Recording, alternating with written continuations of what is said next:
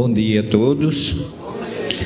Queríamos dizer da alegria de estarmos aqui com vocês, com esse tema tão importante na nossa vida, façamos luz espiritual.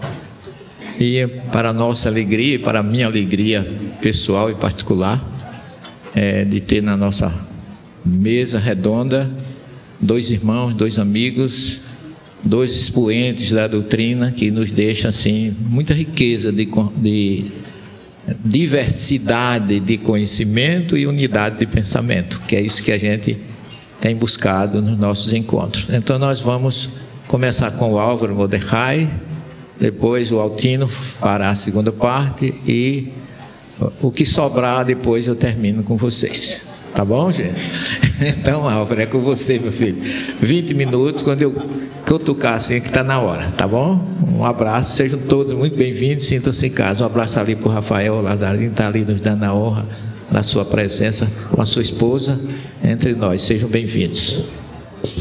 Um ótimo dia a todos. Nós, primeiramente, gostaríamos de agradecer a esse convite.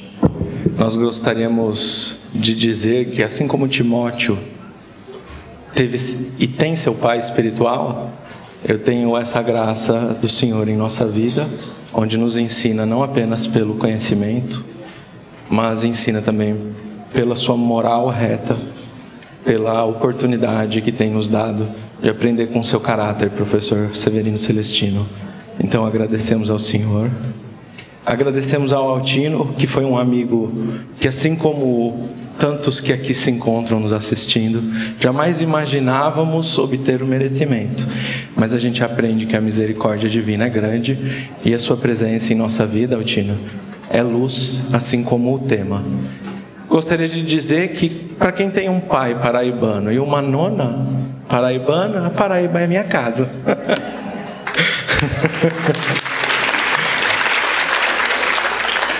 E para falar desse tema tão importante, como um bom judeu que se tornou espírita, eu gosto das parábolas. E temos uma história, uma parábola judaica, que nos conta que um pai, ele, a fim de colocar aos seus filhos, 3 filhos, a continuidade do empreendimento de sua vida, na parábola judaica ali um negócio, uma empresa, vamos assim dizer. Mas ele queria encontrar aquele que tivesse a maior capacidade espiritual, a maior inteligência e a maneira mais prática de se resolver os problemas do dia a dia.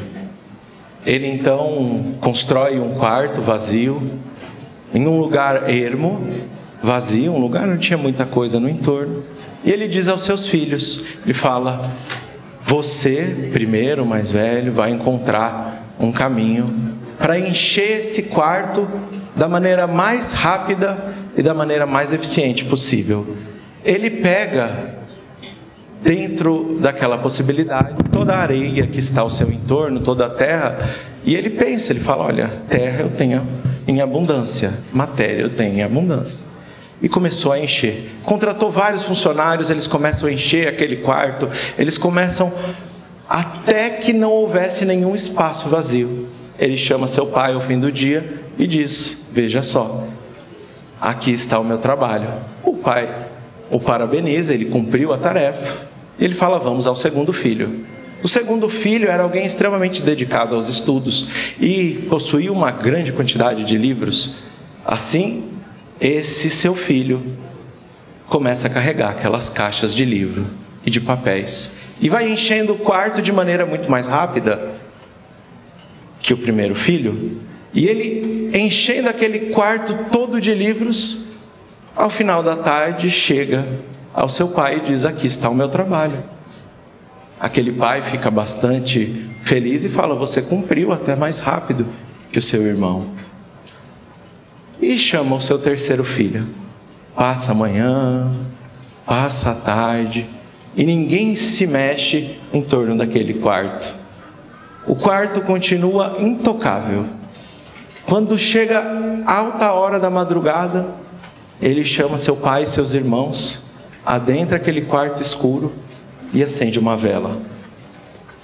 Quando ele acende aquela vela, o pai verdadeiramente reconhece a capacidade do seu Filho em preencher absolutamente todos os espaços vazios daquele ambiente.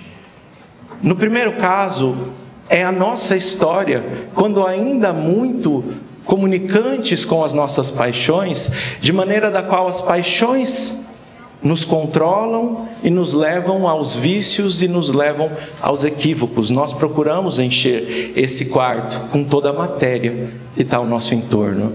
Quando a gente enche de aquele quarto, além de um esforço grandioso, aquelas paredes não sustentam de maneira tão profícua, de maneira tão independente. As paredes começam a trincar. Nós não fomos criados para estarmos repletos apenas da matéria. No segundo caso, é quando nós despertamos para a necessidade e para o entendimento intelectual, onde buscamos os ganhos do conhecimento, mas procuramos preencher o nosso espírito apenas com conhecimento, mas sem a prática efetiva e moral daquele conhecimento. O terceiro de todos os casos faz uma referência à luz espiritual do livro de Gênesis, quando ali no segundo, terceiro versículo está descrito: Vaiomer Elohim, Vayehior, e Deus disse: seja luz. E aquela luz, ela caminha em um sentido dualístico, como toda a Bíblia, englobando o Evangelho, o sentido microcósmico e o sentido macrocósmico. Então aqui nós estamos diante do sentido macrocósmico, da lei que é diferenciada ou separada da escuridão na sequência do livro de Gênesis. Que lei é essa? Que luz é essa? São as leis divinas. Que todo o universo está mergulhado diante do fluido cósmico universal, diante do fluido de pensamento divino. Nenhum de nós conseguimos fugir a essa luz. Mas a segunda lei trazida no livro de Gênesis, quando separa a luz da escuridão, é o livre-arbítrio, também como uma individualidade do ser. Eu escolho me aproximar dessa luz, ou eu escolho me afastar dessa luz. Eu escolho preencher o meu cli, o meu vaso, com a presença do Cristo, assim como realizou Paulo, ou eu escolho me afastar para as minhas trevas interiores. Agora, o interessante é que no sentido microcósmico é o sentido da construção e da criação, não do universo, mas do nosso planeta Terra. Por quê? A luz do mundo é Jesus. Então, quando eu escolho me aproximar do seu Evangelho, diante do sacrifício empenhado por todos nós, eu tenho claramente a possibilidade da autoiluminação. Então nós encontramos uma lição de Emmanuel que nos diz que sempre o papel da luz é varrer as sombras e salvar vidas. E ele vai nos dizer, da mesma forma que o papel sempre é acomodar, acalentar, acolher, socorrer, salvar, a luz demanda energia. E ele nos diz, a candeia exige o óleo, a luz, energia, exige a usina. Qual é, então, o nosso combustível espiritual para que venhamos cumprir brilhe a vossa luz, como diz Jesus no capítulo 5 de Mateus? Qual é esse combustível?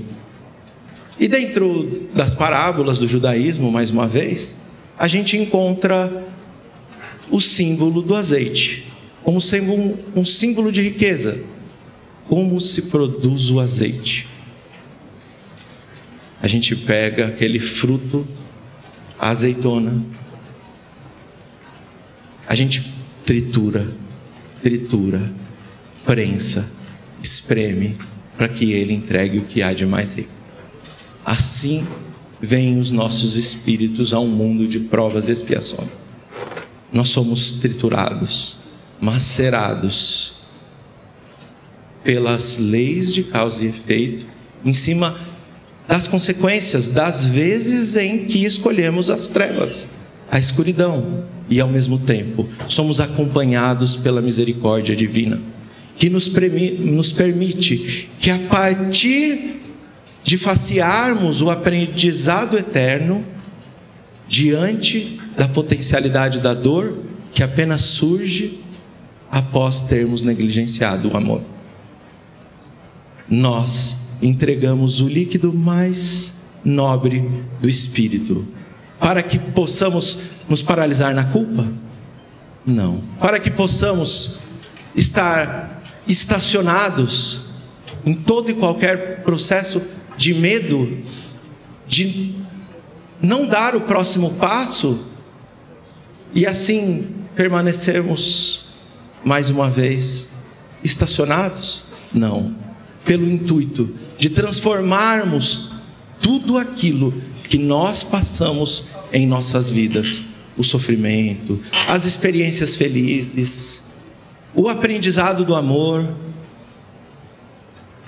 o aprendizado com todas as nossas dores, para que o nosso espírito possa brilhar, sim, a luz eterna, entregando para nosso Senhor Jesus Cristo a possibilidade da iluminação interior, nos aproximando da luz do Gênesis, nos aproximando das leis divinas e permitindo ao nosso espírito que, mesmo diante de qualquer treva que possa existir em nosso interior, seja lá qual foi o equívoco, Paulo de Tarso, ele participou da elaboração de um homicídio lamentável, segundo as leis judaicas e segundo qualquer entendimento da lei moral humana. Mas ele se permitiu que todas as suas atribulações, que todos os seus sofrimentos, que todas as suas dificuldades não o impedissem de caminhar em direção a um deserto interior. E no deserto, por incrível que pareça, não há nada que possamos admirar, senão na escuridão da noite, a luz das estrelas. E são essas mesmas que nos guiam diante de toda treva que possa existir em nossa existência. Existe sempre a esperança da estrela que nos guia. Para nós espíritas cristãos, o Mestre Jesus. Nós estamos sempre diante dessa possibilidade. E é interessante que toda luz pode parecer, quando a gente observa uma estrela pequenina, mas quanto mais nos aproximamos, poderíamos então compreender a dimensão real de uma estrela maior. Quanto mais caminhamos em direção ao Cristo, mais as nossas trevas são iluminadas, mais nos enchemos de esperança. E por todas as vezes que nós nos depararmos mais uma vez com a dificuldade da treva que ainda consiste, lembremos-nos do Cristo. Brilhe vossa luz. Essa viagem é interior, mesmo que o olhar do homem seja às alturas, procurando contemplar o Evangelho, procurando contemplar as leis divinas. Então, professor, eu passo para que o senhor possa continuar a condução.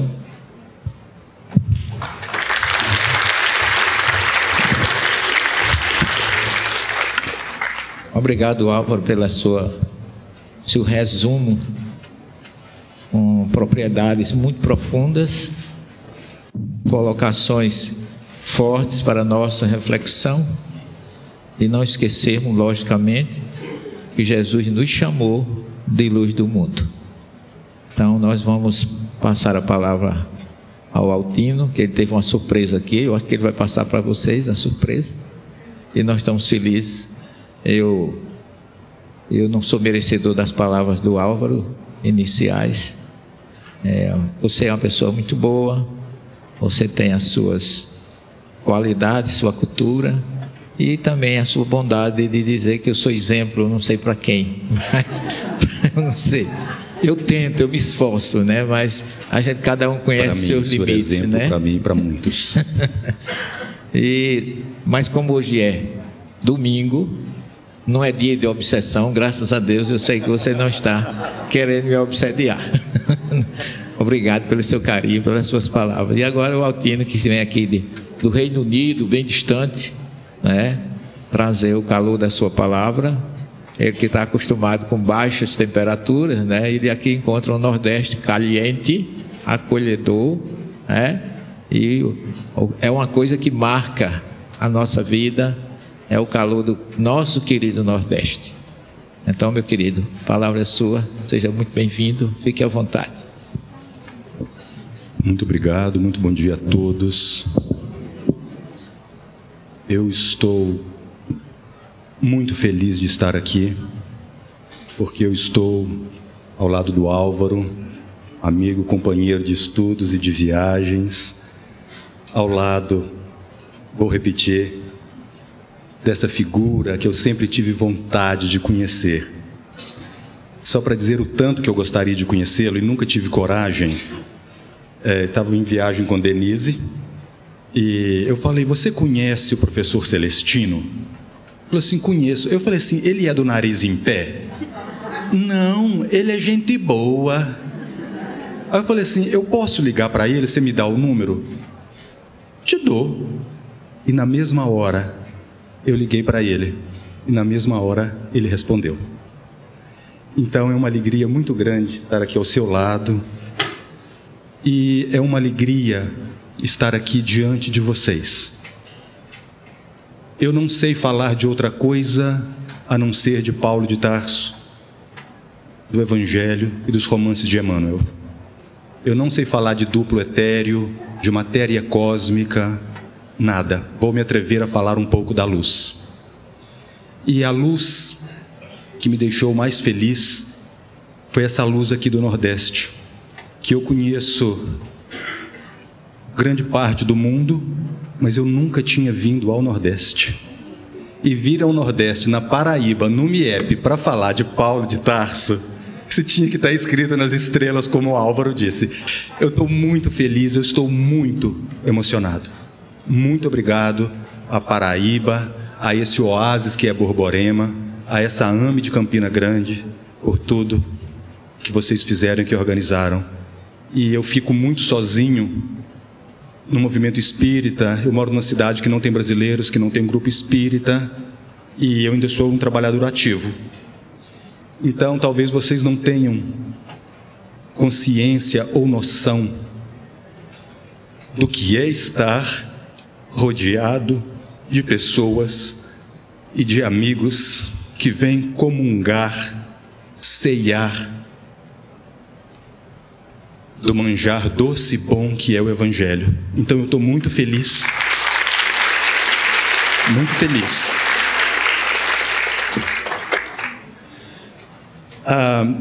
Eu e o professor aqui, nós ríamos porque o conto que eu iria contar é o mesmo que o Álvaro contou. Tá aqui. Eu mostrei para ele e falei assim: agora o que eu faço? Bom, é por isso que a gente deve sempre falar em primeiro lugar, porque depois os outros completam. Bom, façamos luz espiritual. Eu gostaria de convidar a vocês, então, para fazer uma viagem à velocidade da luz. O nosso tempo é curto, mas a luz é muito rápida. Então, nós faremos uma viagem que, coincidentemente, também começa no Gênesis. Estava tudo sem forma, sem cor, vazio. Era um caos. No princípio era o caos. Mas Deus agiu e Deus disse: haja luz. E houve luz.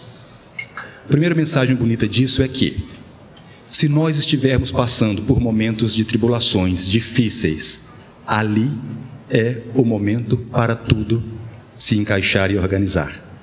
Porque nós começamos no caos, sem forma, vazios, mas pela vontade de Deus, nós fomos preenchidos pela luz. Falar então de luz espiritual é falar de uma vontade de Deus, de um desejo de Deus. E nós somos velas fósforos, meio à tempestade, mas nós não nos apagamos, porque o que nos mantém aceso é a vontade divina, é aquele sopro que nos encheu de luz. Então, falar de luz espiritual é falar das primeiras vontades do Criador. Deus disse: faça-se luz, e Ele criou 2 luzeiros para dividir a noite e o dia, e ainda colocou as estrelas penduradas lá em cima para a gente saber que Ele também está lá. E esses luzeiros marcam os dias, as estações, os ciclos, e eles ficam por lá. Mas da luz que Deus está falando, porque nós temos que ver tudo do ponto de vista espiritual, é uma luz daqui de dentro, é essa chama que Ele colocou em nós. Porque a chama, ela tem que se propagar, porque senão ela apaga. E é por isso que Jesus nos convida a fazer brilhar essa luz. Para isso que o Mestre veio, para nos lembrar disso. E eu gostaria então de levar a vocês a velocidade da luz às portas de Damasco. E o que acontece ali, às portas de Damasco? Saulo encontra a luz. Às portas de Damasco ele encontra a luz. E o engraçado é que quando ele encontra essa luz, ele fica cego. Era uma luz intensa, mais clara que a luz do sol de meio-dia. E ele pergunta: Senhor, o que queres que eu faça? Tema do nosso MIEP. E o engraçado é que Jesus não dá uma cartilha, uma resposta para ele. Porque Jesus já havia respondido isso no seu ministério. Segue-me, vinde após mim. Jesus vai fazendo uma série de convites. Ama teu próximo. Mas é justamente depois das bem-aventuranças que tem um convite extraordinário.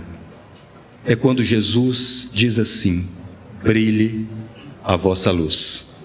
E essa luz que Jesus está falando é a luz que Deus colocou em nós. Essa centelha que precisa brilhar. Brilhe a vossa luz. E Jesus vai mais além. Brilha na presença dos homens, para que eles vejam as suas boas obras e glorifiquem a Deus. Bom, se é para brilhar a nossa luz diante dos homens, é para que nós sejamos farol na escuridão.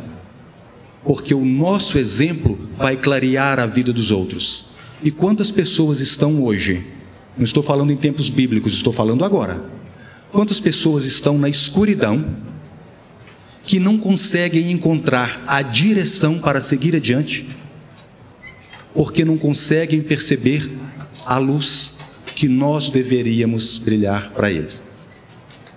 Nós deixamos as pessoas na escuridão porque nós não brilhamos a nossa luz.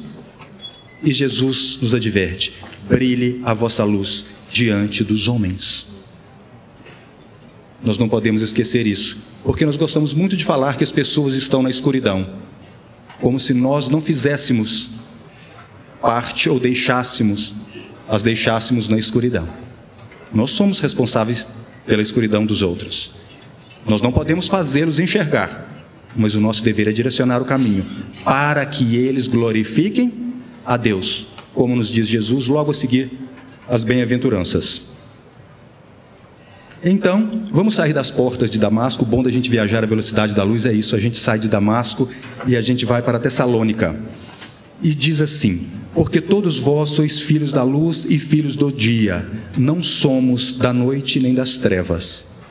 Olha onde Paulo está voltando, ao Gênesis. Porque assim que Deus criou a luz, dividiu a noite e o dia. E Paulo reafirma que nós não somos filhos da noite, nós somos filhos da luz, do dia. Tem alguma coisa errada com a noite? Não, não tem. Mas a gente pode tropeçar na noite. Então é necessário que nós nos guiemos pela luz. Essa é a advertência que Paulo dá em Tessalônica. De Tessalônica vamos para Roma, quando ele diz assim: A noite é passada e o dia é chegado. Rejeitemos, pois, as obras das trevas, vistamo-nos das armas da luz. Aqui é Paulo sendo lírico, poético no seu mais profundo. Vistamo-nos com as armas da luz. Isso aqui é uma expressão mesmo de Paulo. O que é vestir as armas da luz? É lutar um bom combate iluminado. É vestir-se das armas da luz, porque a luz não fere, a luz não machuca, e ela nos dá força para lutar o bom combate. Como que eu vou lutar o bom combate se eu não estou iluminado, se eu não trago luz? Eu não sou filho da noite, eu sou filho do dia. Nós não somos criaturas da noite, nós somos criaturas da luz. Brilhe a vossa luz, faça luz espiritual, vistam-se das armas da luz. Depois, em Éfesos, diz assim: a verdade é que antes vocês viviam em trevas, mas agora vivem na luz do Senhor. Olha esses dois advérbios de tempo. Antes vocês viviam nas trevas, mas agora vocês vivem na luz. Novamente, separação de luz e trevas. Por que é que Paulo fala isso, essa luz aqui dessa vez? Está falando de Jesus. Antes nós vivíamos nas trevas, agora nós estamos vivendo na luz. E ele vai mais adiante: então comportem-se como os filhos da luz. Olha a assertividade de Paulo. E a vossa vida produzirá frutos espirituais, constituindo em bondade, em justiça e em verdade. Assim viverão o que é agradável ao Senhor. Por isso se diz: desperta tu que dormes, e levanta-te do meio dos que estão como mortos, e Cristo te iluminará. Em algumas traduções vem: e Cristo te guiará. Mas o que guia é a luz. Então, independente da tradução, o fator aqui essencial é a luz. E às vezes nós ficamos tão preocupados em manter uma falsa persona, um falso comportamento, de achar que nós temos algum brilho, alguma luz. Muitas vezes a única coisa que nós fazemos é passar um pouco de óleo de peroba na nossa testa e nós brilhamos e achamos que estamos iluminados. É triste, mas é verdade. Orgulho, vaidade. Eu sei demais, eu estudo muito, eu conheço. Isso não é brilhar a luz. Brilhar a luz é saber que eu sou filho da luz e tenho que viver, como Paulo diz aqui aos Efésios.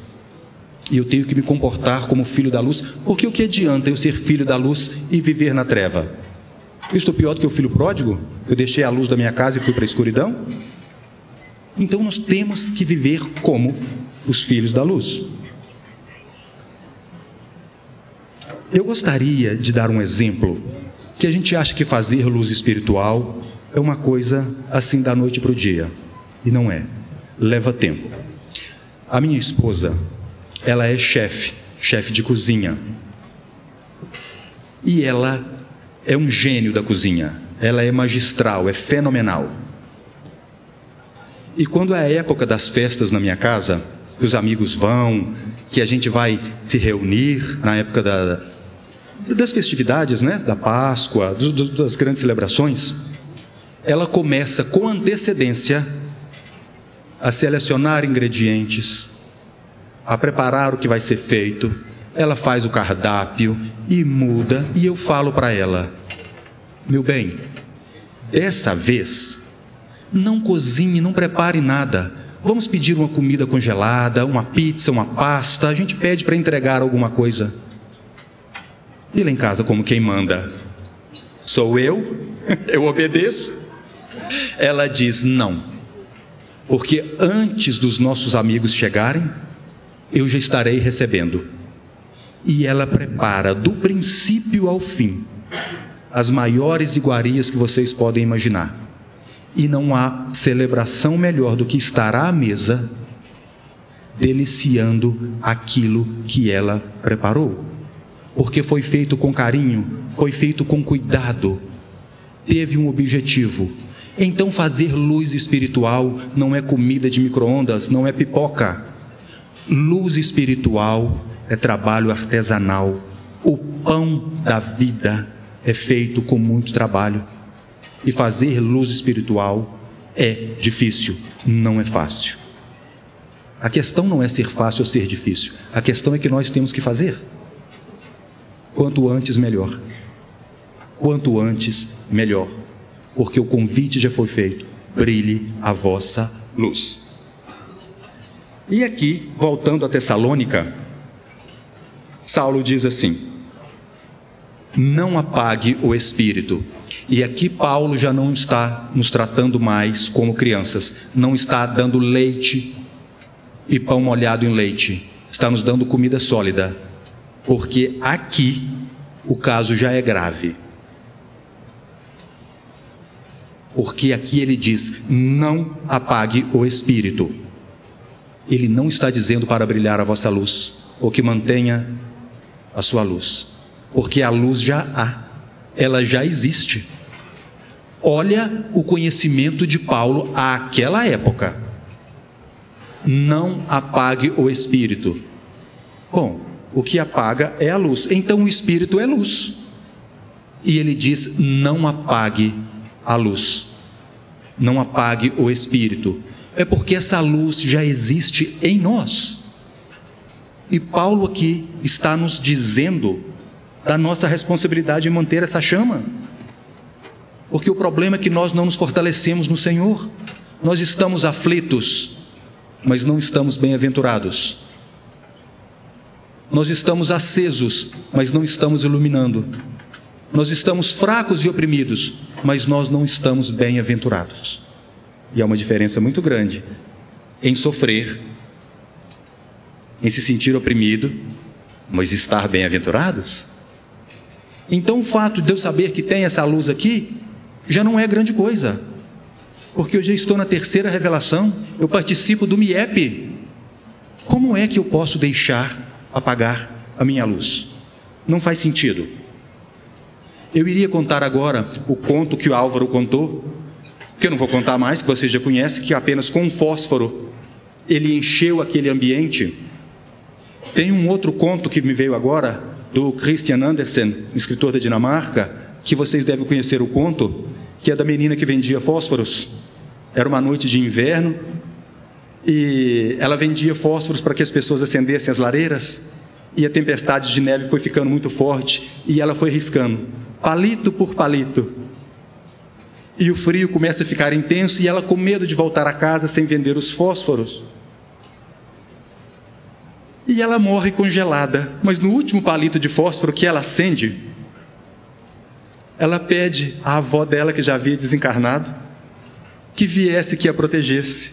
Quando ela desencarna, com aquele último fósforo, que é o que ela faz, o pedido para que a vozinha dela viesse e tirasse ela daquele tormento do frio, ela entra para um reino de luz eterna, porque ela acendeu um fósforo. Será que nós não podemos acender um fósforo? Nós podemos, porque dentro de nós tem uma luz que brilha, tem uma luz que é intensa. Eu então encerro aqui a minha fala dizendo assim, pegando a fala do Álvaro, que nós não podemos abarrotar a nossa vida só com matéria. É importante, é bom, nada errado. Mas se não houver luz dentro do nosso celeiro, nós nos tropeçamos e caímos dentro daquilo que nós temos. O que me adianta ter dinheiro? O que me adianta títulos? O que me adianta posses? Se eu não consigo me movimentar no meio disso tudo? É inútil essa luz. Então, se o mundo ao nosso redor estiver escuro e nós não soubermos por onde caminhar e o que fazer, eu gostaria de dizer a vocês o Salmo 119, que diz assim: lâmpada para os meus pés é a tua palavra e luz para o meu caminho. Palavra do Senhor em todos os nossos corações. Obrigado a vocês, miepeiros, por esse momento de luz. Muito obrigado.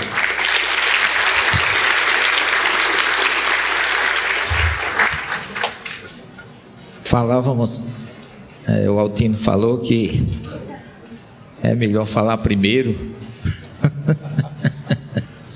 porque não cai nessa situação de alguém citar o conto antes. Esse é o termo.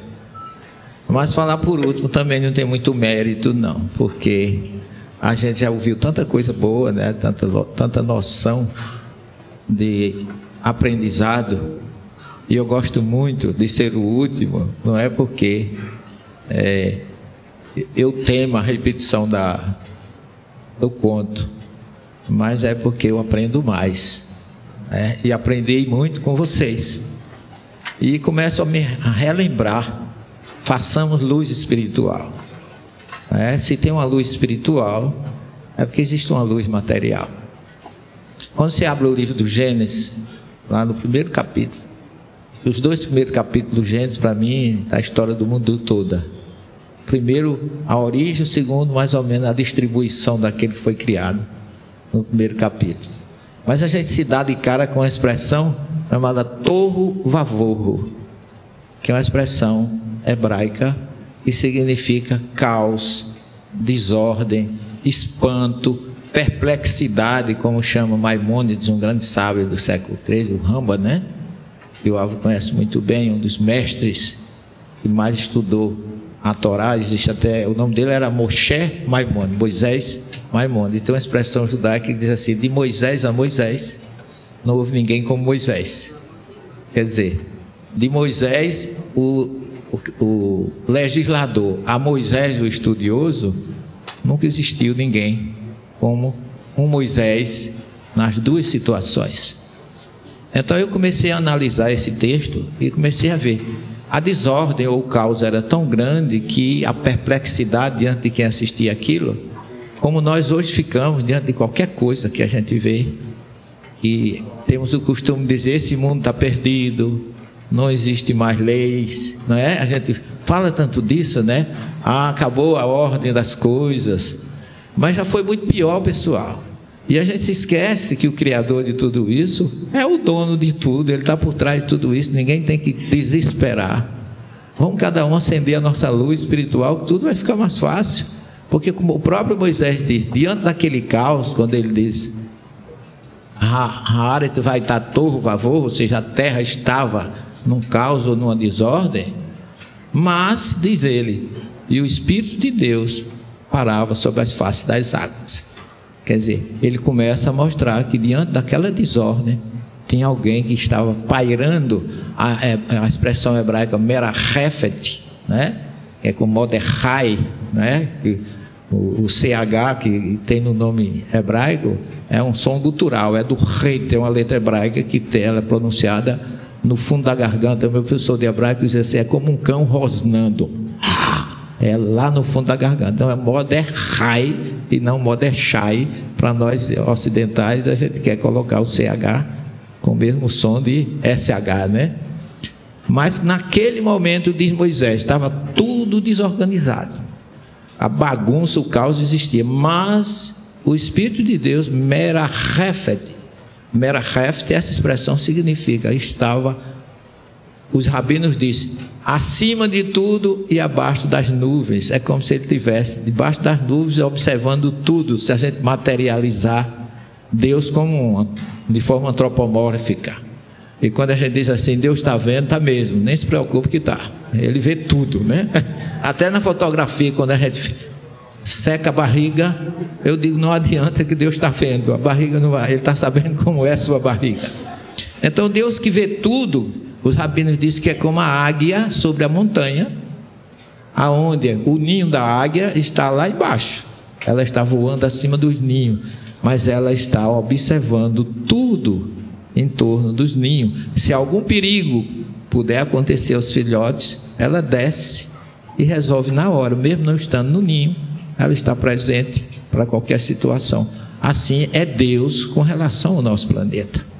Então, naquele momento em que está aquele caos e aquela desordem, ele usa a famosa expressão Iriur, faça-se a luz.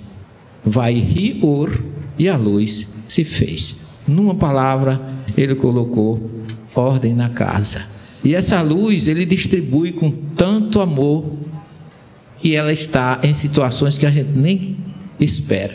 Por exemplo, a Álvaro conhece muito bem, toda semana, quinzenalmente, a gente está com a Torá na mão, fazendo aí de Moisés a Kardec, não é nem uma merchandising. Mas se vocês quiserem assistir sexta-feira, 9h30, terça, desculpa, próxima terça, depois de amanhã, não é Álvaro? Às 9h30 nós estaremos fazendo o programa de Moisés a Kardec. Então, Deus, a palavra Torá, a primeira letra é um Tav, que é o T, que é traduzido, e a última é o rei. Mas entre o rei, que é a última palavra, e o Tav, que é a primeira, tem a palavra Or, luz, o que significa que a Torá, ou a revelação divina, é um elemento composto essencialmente pela luz. A luz do conhecimento, a luz da orientação, a luz do amor, a luz da ética, a luz da moral. Está tudo ali. Bastava que nós cumpríssemos os 10 mandamentos, que Jesus não precisaria ter vindo ao planeta Terra. E ali tem tudo. É tanto que quando o moço rico perguntou: o que é que eu devo fazer para ganhar a vida eterna? Jesus disse: o que é que está escrito? Vai lá na Torá e lê. Não matarás, não roubarás, não adulterarás. Jesus não falou de evangelho porque não existia. Ele era o evangelho ainda a deixar a herança que nós temos. Então a luz está na Torá. Toda revelação está no que Kardec chama de primeira revelação.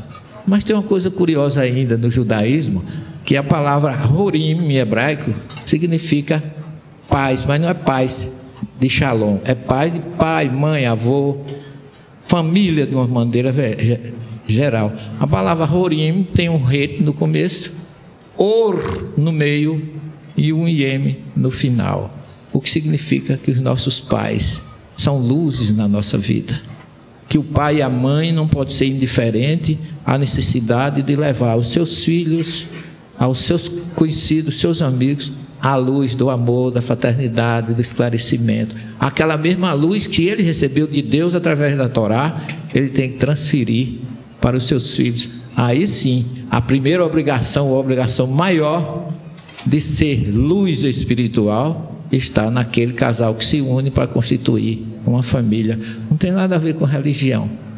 É célula universal, a família, indispensavelmente. Porque na própria essência do texto hebraico, Horim é portador de luz. Mas tem outra curiosidade ainda. A palavra Moré, em hebraico, é professor.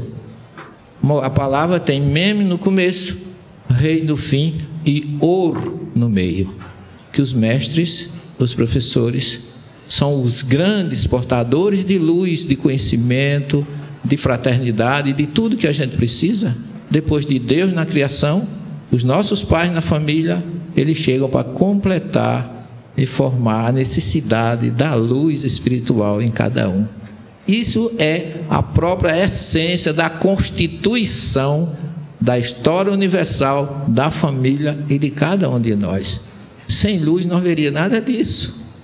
Então a luz veio exatamente quando se fala de luz e trevas. Você vai observar e diz que Deus separou a luz das trevas. Mas aquelas trevas não é a treva da ausência do sol e das estrelas, porque a luz que está no primeiro capítulo do Gênesis, no primeiro versículo, segundo, terceiro, é a luz espiritual que tem que brilhar em nós, porque o sol e as estrelas vieram no quarto dia. Então não é o sol e as estrelas que vai trazer luz espiritual para a gente. Ele vai trazer esse calor maravilhoso que está ali fora, que é uma luz que vem dos astros, mas a luz espiritual ela emana de dentro de nós. Então quando a gente sai dessa estrutura inicial do Gênesis, a gente chega em Jesus, que veio e que Emmanuel diz assim, curiosamente: Jesus é a luz do princípio, em suas mãos divinas repousa os destinos da humanidade. Então você observa como Emmanuel foi fantástico e como ele nos mostra que antes que o planeta Terra existisse, já existia uma pleiade de espíritos responsável pela constituição da vida nos diversos sistemas do universo. Então essa luz que é a vida, porque no prólogo do Evangelho de João está escrito: nele estava a vida, e a vida é a luz dos homens, e a luz resplandeceu nas trevas, mas as trevas não a compreenderam. E aí vem exatamente a sequência natural dessa distribuição dessa luz, que não pode apagar, como disse Altino. Ela tem que brilhar dentro de nós, porque Jesus cobrou isso. Ele diz em João 8,12: eu sou a luz do mundo. Eu vim para que todos tenham vidas, porque a criação é vida, mas a criação sem luz não existiria. Porque depois do primeiro capítulo do Gênesis, quando você entra no 2, capítulo 2, versículo 7, aí Moisés, que no primeiro capítulo fala do verbo bará, que seria criar do nada. Do que é que Deus fez o mundo? A gente aprende no nosso catecismo, eu que sou de escola católica, quem criou o mundo foi Deus. Do que Deus fez o mundo? Do nada. Eu sempre tive uma confusão na minha cabeça, que eu nunca entendi como é que nada podia criar alguma coisa, não é? Mas quando você começa a aprofundar, a gente vai observar a segunda Cabalá e o livro do Sefer, e será que é o livro da criação, que essa luz, ou seja, essa energia que criou o que nós temos de espaço físico de planeta Terra, ela emanou de Deus. É como se fosse o ectoplasma de Deus que soprou e originou tudo isso. Até uma piada rabínica que diz assim, que Deus emanou, soprou, criou o mundo, que foi coagulando, foi se tornando de acordo com vamos dizer, materialização, desde a essência divina até o reino, que é o último, né, o reino material. Houve uma graduação de solidificação do ectoplasma de Deus, mas tudo pertence a Ele. E diz os rabinos, se Ele um dia se arrepender e quiser dar uma fungada, Ele pode pegar tudo de volta, porque tudo veio dele. Daí a nossa necessidade de conservar essa essência divina que nós recebemos dele, material. Mas lá no 2,7, Moisés dá mais uma explicação fantástica. Ele diz: vai ser Yahvé Elohim, formou Yahvé com Deus, et Hadam, o homem. De quê? Afar min Hadamah, do pó da terra, da essência, porque a palavra hebraica Aretz é terra, mas Adamah é uma terra diferenciada, é uma terra jamais aperfeiçoada. Por isso que o que ele chama de Afar, o livro dos Espíritos chama de limo, e Emmanuel chama de protoplasma. É a essência mais aperfeiçoada, que tudo que tem no teu corpo, no meu corpo, no nosso corpo, vem da terra. Por isso que quando a gente desencarna, o corpo volta à terra, e a terra recebe com toda a naturalidade o que pertence a ela. A gente nunca ouviu falar: o enterro não pôde ser feito porque a terra não recebeu o cadáver, disse que não estava a fim de receber qualquer coisa. Não, ele recebe tranquilamente, que é como diz Salomão no Eclesiastes 12: corrompido o cordão fluídico, o corpo vai à terra que o criou, e o espírito vai a Deus. Mas esse espírito, ele não é material, vamos dizer assim, do ponto de vista da essência do que é criado o homem. Ele é uma centelha divina, que todos nós a possuímos. Não é o Espírito de Deus que Moisés fala que Afar soprou, não é, em hebraico, soprou aquela essência divina no nosso corpo, e a gente se tornou Nefesh Hayah, ou seja, alma vivente, ou espírito, como está lá na questão, acho que é 114 a 134 do livro dos Espíritos, que fala que a alma é o espírito encarnado, porque a gente tem o corpo físico mais o espírito, que forma a essência, alma e espírito. Aquela centelha que Deus inocula, Moisés chama de Nishmat Haim, que é centelha divina, como Emmanuel fala em Caminho, Verdade e Vida, que é aquela centelha que tem em todos nós, e a gente não se perdoa quando a gente erra. Naquele momento que a gente olha, reflete e diz assim: eu não devia ter dito isso, eu não devia ter feito isso. Kardec disse que é nesse sentido que nós todos somos médios, que a gente sente, a gente percebe, mesmo sem ninguém dizer, mesmo que eu ofenda o Altino, se ele me perdoar, ótimo para ele, mas eu não deixei de ter ofendido a ele. Eu nunca vou me perdoar pelo gesto que eu fiz. A gente encontra muito isso nos diálogos, nas mesas mediúnicas, ou até mesmo com pessoas. Eu não poderia ter feito isso. É o que Emmanuel diz, é aquilo que Jesus diz, é o erro contra o Espírito Divino que está em nós. Esse a gente não perdoa. A gente tem que reparar em reencarnações até limpar ou resolver a reconciliação, como Jesus diz em Mateus 5:25. Mas Jesus cobra de nós essa luz que nós somos, porque Ele tem consciência. Quando Ele vem confortar aquele povo lá no monte, às margens do Mar da Galileia, está aí Henrique, que já esteve lá conosco, a Virgínia, a esposa. Tem mais gente do NPM aí, levanta a mão, quem é? Olha ali, tudo gente. A Ana, que mais? Laelder, né? Isso. Quando nós estivemos ali, aquele momento que Jesus vai confortar aquele povo que está sofrendo a opressão romana, Ele traz um consolo. Enquanto o povo estava oprimido, injustiçado, injuriado, não, vocês são importantes para Deus. Não se entreguem, vocês são sal da terra e luz do mundo. E como luz, vocês são importantes. Deixa que essa luz brilhe, para quê? Mas não é simplesmente a luz brilhar por brilhar, como disse o Altino. Você tem que saber que como luz você tem uma responsabilidade muito grande. Como pai, como filho, como genro, como nora, como sogra, coitada, tão mal interpretada e mal entendida. Mas ela é a luz da família, porque se não fosse ela, eu não tinha minha mulher. Ou vocês mulheres não teriam seus maridos. Então, louvem aquela que é a luz do lar de vocês, a essência. Por isso que Jesus disse: brilhe a vossa luz diante dos homens, para que vejam as vossas boas obras. Porque luz sem obras e luz sem vigilância também não funciona. Olha a parábola das virgens prudentes e imprudentes. Cai no azeite que o Álvaro falou aqui. Aquelas que estavam prontas com suas lanternas, na hora não tiveram problema, mas aquelas que não se prepararam. Jesus deixou lições imensas nesse sentido, para que a gente possa sempre entender a responsabilidade que nós temos diante das pessoas, onde a gente vive, onde a gente convive. Por isso que quando uma pessoa é dedicada no trabalho, não precisa ser missionário, mas uma pessoa que no trabalho, na família, está sempre disposta a ajudar, acaba sendo dito por todos: ele é um iluminado. Não é assim não, a expressão que muita gente usa. Ele é um ser iluminado, porque serve, ama, perdoa, está ali para ser um grande coordenador, para dar uma freada às vezes, na hora certa, uma palavra que encaixa bem naquele momento de sofrimento de alguém que nos cerca. Que eu vivi isso, eu vou só, não sei como é que está aqui meu tempo, mas eu vou encerrar, viu? Daqui a pouco eu vou passar para vocês. Só contar essa historiazinha para fechar a questão de ser luz na sociedade. Porque Jesus disse: não se pode esconder uma cidade edificada sobre um monte. Ou seja, na sociedade, onde você estiver, se você é luz, você vai ser notado.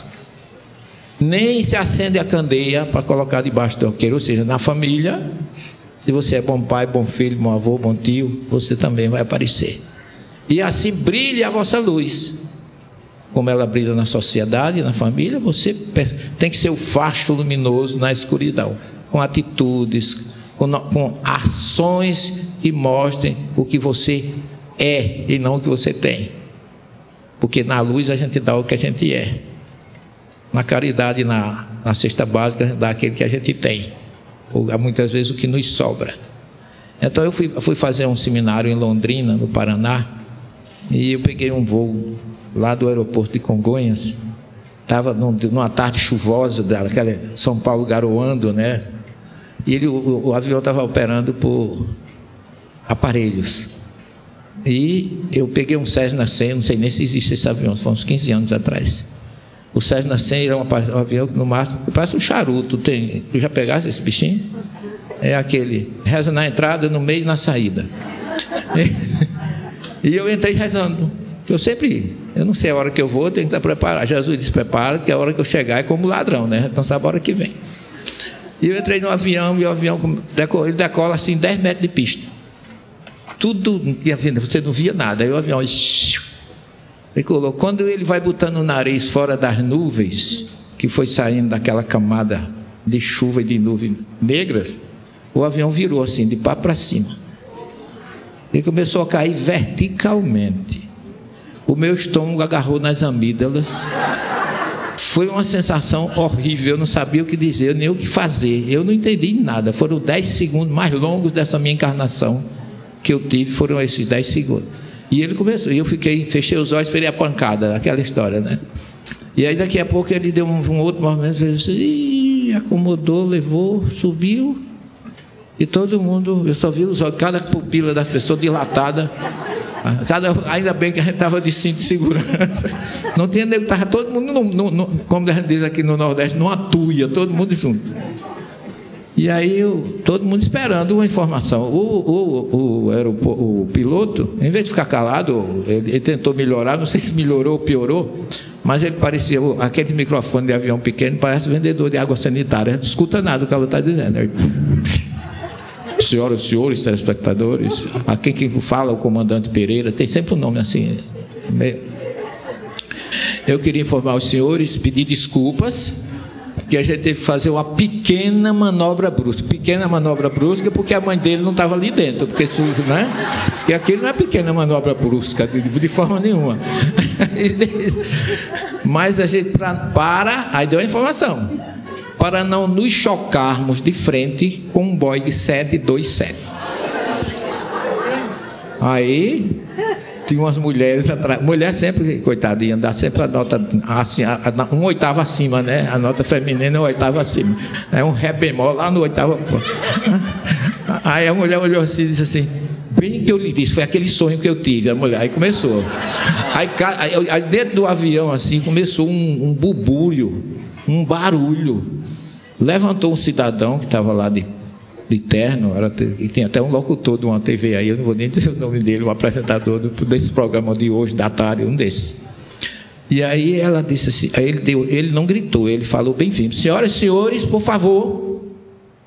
Aí todo mundo, eu pensei até que fosse o comandante, mas não era o cabo de dentro do grupo. Aí ele olhou e disse assim, bem calma, pessoal, o perigo já passou, o momento não é mais de pânico. O momento é de agradecermos a Deus.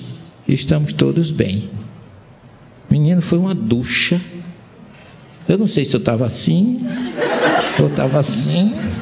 Eu sei que eu me ajeitei também. Eu não sei o que eu fiz, né? Dei uma respirada funda. E me lembrando dos meninos, da mulher, daquele tudo que vem na cabeça da gente, né? na hora exata. Mas ficou uma lição para mim. Aquele cara é a luz do mundo. Ele foi a luz no momento do pânico. A maioria ficou envergonhado. Meu pai dizia que a falta de um grito se perde uma boiada. Eu não sei se vocês conhecem esse termo, é um termo mais de interior. Mas aquele homem, com uma palavra, ele colocou luz na situação, e foi ele que devolveu a calma. Aí começou a gente a tomar água, cada um que tomasse seu golinho, porque saliva não tinha mais, né? Secou tudo, né? O susto foi grande, mas a gente entende a importância que nós representamos no momento desse, em qualquer situação. Você vê, às vezes uma pessoa cai, aquela história do bom samaritano, né? Que um passou e disse, se não resolver, né? Alguém não tomar conta, ele vai morrer. Aquele outro, o samaritano, não, o doutor da lei, o sacerdote e o levita passaram indiferentes, e a luz estava no samaritano. Então é isso que Jesus deixa para nós. E eu acho que o grande cerne do nosso encontro é esse: sermos luzes. Você e você estão sendo luz para mim, vocês estão sendo luz para nós, porque se vocês não estivessem aí, não estaríamos aqui. Nós nos completamos, cada um com a sua luz, e a somatória delas é que vai trazer a energia libertadora das nossas vidas. Eu vou passar a palavra para o Álvaro fazer aí a complementação com relação a ele e ao Tino, antes da gente fechar, agradecendo a vocês já o carinho e a presença de todos.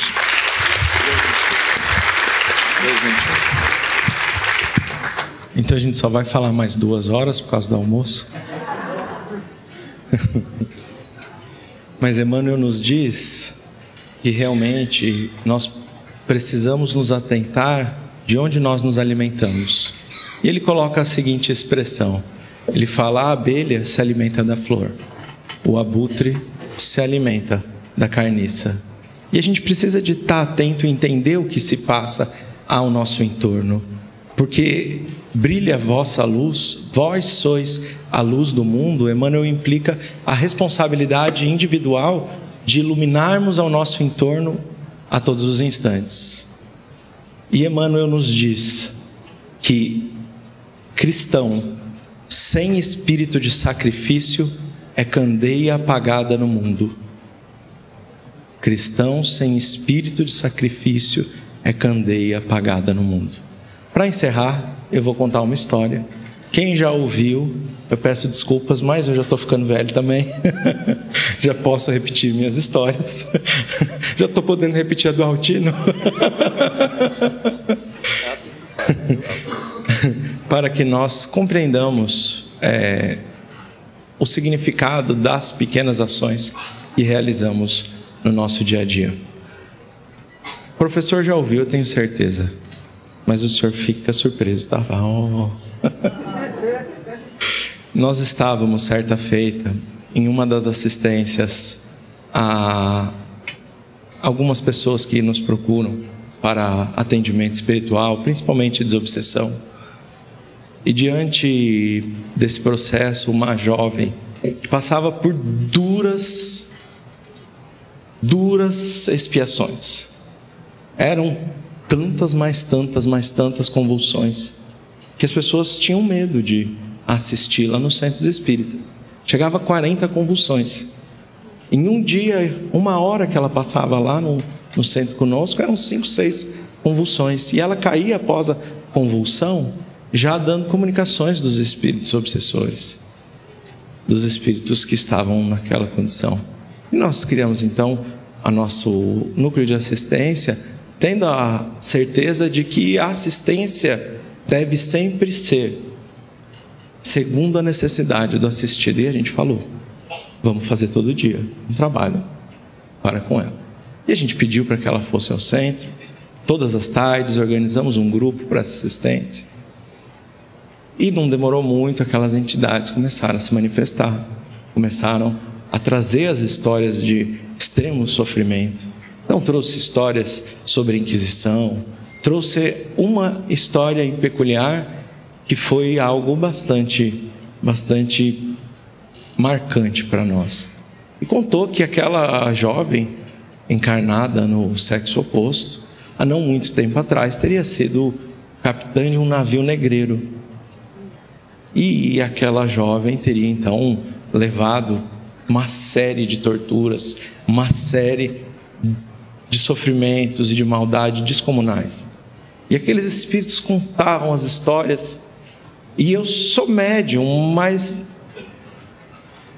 precisava de alguém para dialogar com aquele espírito naquele momento. E eu falei: eu dialogo, não tem problema, eu não tenho a maior facilidade nisso, mas falei: eu dialogo. E comecei a dialogar com o espírito. E fui conversando, tentando amansar aquele coração. Mas é muita prepotência nossa como espírita imaginar que em uma reunião mediúnica a gente vai amansar o coração de um espírito que está há 300 anos, talvez 200 anos, perseguindo, junto de uma rede de tantos outros obsessores que ele acompanhava. E eu dialoguei e o espírito era claro: não adianta você me falar nada, não adianta, eu vou te matar, a gente vai se empenhar. Agora não somos mais perseguidores dela, somos seus perseguidores também. É claro que nós respeitamos todas as forças do mal, mas sem que isso nos paralise pelo medo e na certeza de que a assistência espiritual daquele que opera no bem é sempre muito maior. E eu falei: tudo bem. Terminamos a reunião, saí e eu olhando o espírito me acompanhando. Entrei no carro, o espírito comigo. E eu falei: meu pai amado, esse estava falando sério. Não estava, ele estava sério. E foi comigo até a minha casa. E eu pensei, na minha humildade, professor? Na minha humildade, eu falei: na minha casa ele não entra. Estudo todos os dias, evangelho foi uma constância de manhã, de tarde, de noite. Então, ferradura mezuzá na porta. E eu falei, imagina, né? Já tinha visto com a vidência alguns espíritos que trabalham na proteção do nosso lar. E eu pensei, falei, não vai entrar. E aí eu brinco que eu tive que colocar a mão no bolso para pegar a chave, ele já estava lá dentro. A hora que eu entrei, a Gê e o Luiz estiveram já nesse apartamento onde eu morei, estão aqui sentados, a Gê e o Luiz. Eu tinha um mural de fotos lá, com fotos de amigos, então tinha foto deles, tinha foto de alguns amigos queridos, de viagens, por exemplo, que eu fiz com o Altino. Então, nós temos ali muitas fotos, entre elas algumas fotos de viagens que fizemos para a África, em trabalho humanitário. E o Espírito, quando adentrou, haviam preparado um álbum fluídico para ele, para que ele se deparasse com aquelas fotos minhas na África. E aí eu nunca me esqueço da instrução de um Espírito benfeitor. Ele me disse assim: do mesmo jeito que a gente titubeia para o mal, aqueles que estão imbuídos do mal, algumas vezes titubeiam para o bem. É aí que a gente age. E aquele espírito, quando começou a ver as viagens para a África, e ele que me perseguia porque eu defendia alguém que, entre aspas, perseguia o seu povo, quem sabe até ele próprio, ele titubeou para o bem. E, vamos dizer, naquele momento, foi permitido que fosse realizada uma assistência àquele líder do processo obsessivo com aquela jovem. Então a gente percebe que ser a luz do mundo pode muitas vezes parecer pouco, um prato de comida. E um assistido, agora poucas semanas atrás, chegou para mim e falou: eu não acredito nisso de vocês saírem e entregarem um prato de comida para um dependente químico na rua. Isso não vai mudar ele. E eu falei: não vai, mas vai mudar a nós. Quem sabe de 1.000, 2.000 pratos de sopa, a gente não faça um convite para um dependente químico procurar sua regeneração em uma clínica, e já aconteceram algumas vezes, poucas. Mas a oportunidade de ser luz por um prato de comida, por um ouvido que escuta, e muitas vezes durante os atendimentos eu penso: meu Deus, o que eu posso falar para essa mãe com tanto sofrimento? E a resposta é: nada. Chora, abraça. Você foi o ouvido que escutou. Era o que talvez ela precisasse. Talvez o agasalho, talvez o acolhimento daquele trabalhador espírita que se equivocou e às vezes realizou barbaridades. Mas se a gente colocar ele para fora com as duas mãos da casa espírita, nós estamos assinando o decreto de falência daquele espírito. Somos corresponsáveis. Então, acolhendo aquelas dores, aquelas imperfeições, um ato simples de uma viagem, onde eu fui sem saber o que eu estava indo fazer, permitiu que fosse luz ao mundo. Os nossos atos de bondade, os nossos atos de caridade, os nossos atos de buscar a iluminação do Cristo, interiorizando pela prática do bem, é o que Emmanuel quer nos dizer. Sem sacrifício pessoal não existe cristão verdadeiro. Que estejamos prontos então, no dia do MIEP hoje, amanhã e pelos próximos dias, buscarmos essa luz que pela caridade ilumina o próximo, mas traz uma luz a nós e carregaremos a eternidade. Obrigado à luz que todos vocês trazem às nossas vidas.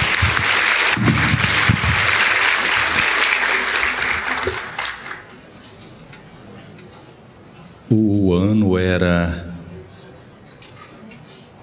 1991 ou 1992. Eu trabalhava essa época no serviço ao cliente da Portugal Telecom em Lisboa. E o meu trabalho era ir à casa das pessoas para fazer uma avaliação de como tinha sido o serviço prestado. E eu fui ao bairro de Alfama, que a maioria das ruas não passa carro, é aquela parte bem antiga, e algumas casas são de difícil acesso. E eu tinha tido um dia péssimo. Tinha sido um dia terrível para mim. Quando eu bati na última casa que eu deveria ir, uma senhora abriu a porta, mas era uma casa muito velha, muito antiga, de um acesso extremamente difícil.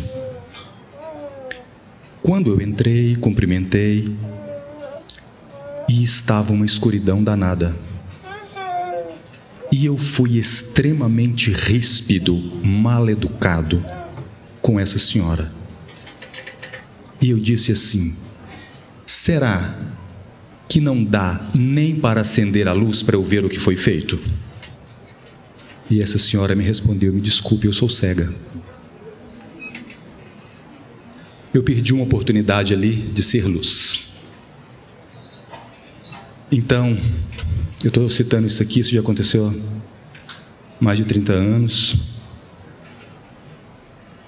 Nós temos que ter muito cuidado com o que nós falamos com os outros, como nós abordamos os outros. O coração dos outros é terreno que nós não conhecemos. Cuidado na hora de colocar os pés. Se a gente não tiver nada para falar que ilumine, a gente tem que fazer o silêncio, porque o silêncio ilumina.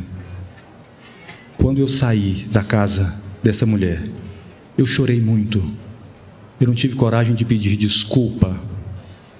E eu percebi que quem era cego era eu. Quem não via a luz era eu. Então, nos dias de hoje, nos dias que correm, nós não temos tempo para ver, para enxergar, muito menos olhar para os outros, se eles estão na direção certa. Eu acho que nós já tivemos a primeira revelação. Nós conhecemos Jesus. Nós conhecemos Paulo de Tarso. Nós conhecemos a doutrina espírita. De verdade, eu gostaria de fazer uma pergunta, não para vocês, mas que todos pensássemos. O que é que eu tenho feito com a fagulha de luz que Deus colocou em mim? A gente tem que pensar nisso, porque é muito bom a gente vir aqui, a gente fala, a gente ouve, a gente aprende. Ótimo, a gente interioriza. Mas se a gente não colocar isso para fora, não valeu nada. Nós só enchemos o nosso celeiro de conhecimento. E é preciso, muito urgentemente, que nós brilhemos a nossa luz. Que Jesus nos siga, nos conduza, nos guie e nos ampare. E na hora que nós formos tropeçar, a gente tem que ter uma certeza: eu não vou cair, porque os braços do Senhor me ampararão. Se algum momento de escuridão aparecer na nossa vida, não vamos parar de caminhar com medo de tropeçar, porque se a gente tropeça, a gente sabe que a gente cai nos braços de Jesus, e Ele nos coloca de pé. E aí é hora da gente virar para Ele e perguntar: olha, Jesus, eu caí, eu machuquei, eu estava na escuridão, mas agora, o que o Senhor quer que eu faça? Muito obrigado.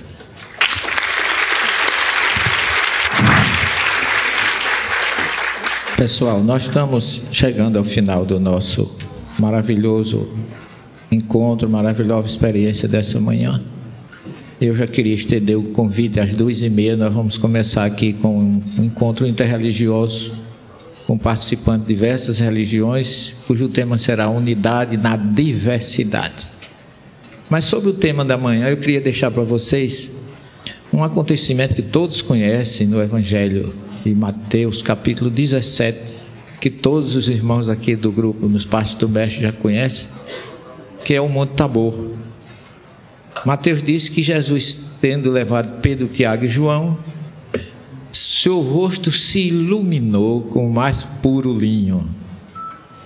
Então Jesus se reveste de uma luz maior do que aqueles poderiam conhecer, para deixar um recado para todos nós, falar da imortalidade da alma.